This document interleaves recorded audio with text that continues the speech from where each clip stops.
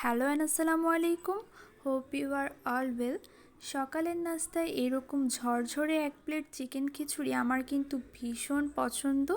তো সেদিন সকালেও আমি ঝটপট সময়ের মধ্যে এই চিকেন খিচুড়িটা তৈরি করে ফেলেছিলাম। চিকেন খিচুড়ি তৈরি করার জন্য প্রথমেই আমি নিয়ে নিব চাল এবং ডাল। এখানে আমি 1 কাপ পরিমাণ চাল আর 1 কাপ পরিমাণ মুগ এবং মসুর ডাল নিয়েছি। এখানে আমি পোলাওর চালটা নিয়েছি। এখন চাল এবং ডালটা ভালোভাবে ধুয়ে নেব। এরপর একটা হাঁড়ির মধ্যে আমি সামান্য কিছুটা তেল গরম করতে দিয়েছি। এরপর এখানে দিয়ে দিব গোটা গরম মশলা। এখানে আমি এলাচি, দারচিনি এবং তেজপাতা তেলের মধ্যে সামান্য কিছুক্ষণ ভেজে একটু ফোড়ন তুলে এরপর দিয়ে দিব 1 কাপ পরিমাণ পেঁয়াজ কুচি। পেঁয়াজ কুচিটা তেলের মধ্যে দিয়ে একটু নরম করে ভেজে এখানে আমি 1 চা চামচ পরিমাণ আদা রসুন বাটা এবং 1 চা চামচ পরিমাণ লবণ দিয়ে তেলের সাথে ভালোভাবে ভেজে নেব। আদা রসুনটা তেলের সাথে ভালোভাবে ভেজে এখন আমি গুঁড়া মশলা হিসেবে 1 চা চামচ পরিমাণ হলুদ, মরিচ, ধনিয়া, জিরা আর 1/2 চা চামচ পরিমাণ গরম মশলা গুঁড়ো দিয়ে নেড়েচেড়ে কিছুক্ষণ ভেজে নেব। এরপর মশলা থেকে যাতে কাঁচা স্মেল চলে যায় তাই সামান্য একটু পানি দিয়ে বেশ কিছুক্ষণ কষিয়ে নিচ্ছি। আমার মশলাটা ভালোভাবে কষানো হয়ে গেলে আমি এখানে একটা টমেটো দিয়ে দিব।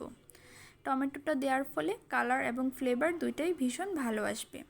টমেটোটা দিয়ে ওয়েট করব টমেটোটা গলে যাওয়া পর্যন্ত। এরপর এখানে 1 কাপ পরিমাণ চিকেন দিয়ে দিচ্ছি। চিকেনটা দিয়ে প্রথমে মশলার সাথে কিছুক্ষণ নেড়েচেড়ে ভালোভাবে ভেজে নেব। এরপর একটু ঢেকে দিচ্ছি যাতে চিকেন থেকে পানি বের হয়ে যায়। চিকেন থেকে কিছুটা পানি বের হওয়ার পরে আমি নেড়েচেড়ে এখানে চিকেনটা ভালোভাবে সেদ্ধ হওয়ার জন্য 1/2 কাপের মতো পানি দিয়ে দিচ্ছি। এরপর আমি 10 থেকে 15 মিনিট ওয়েট করব চিকেনটা ভালোভাবে সেদ্ধ হয়ে যাওয়া পর্যন্ত। চিকেনটা ভালোভাবে সেদ্ধ হয়ে মশলা থেকে তেল ছেড়ে দিলে এর মধ্যে আমি দিয়ে দিব ধুয়ে রাখা চাল এবং ডাল। চাল এবং ডালটা দিয়ে চিকেনের সাথে বেশ কিছুক্ষণ নেড়েচেড়ে ভেজে নেব।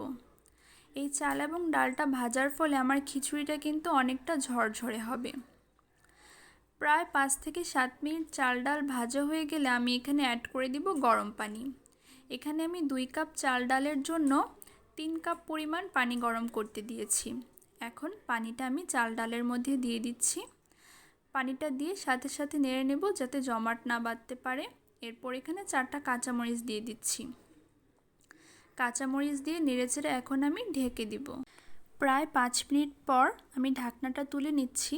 এর মধ্যে আমার চাল এবং ডালের পানিটা কিন্তু শুকিয়ে গিয়েছে। এখন আমি ভালোভাবে নেড়েচেড়ে আবার একত্রিত করে দিব। এরপর আবার ঢাকনা দিয়ে ঢেকে দেব 15 মিনিটের জন্য। এর মধ্যে অফ ক্যামেরায় আমি আরও 2 একবার নেড়ে দিয়েছি। একদম 15 মিনিট পর আমার কিন্তু খিচুড়িটা একদম রেডি।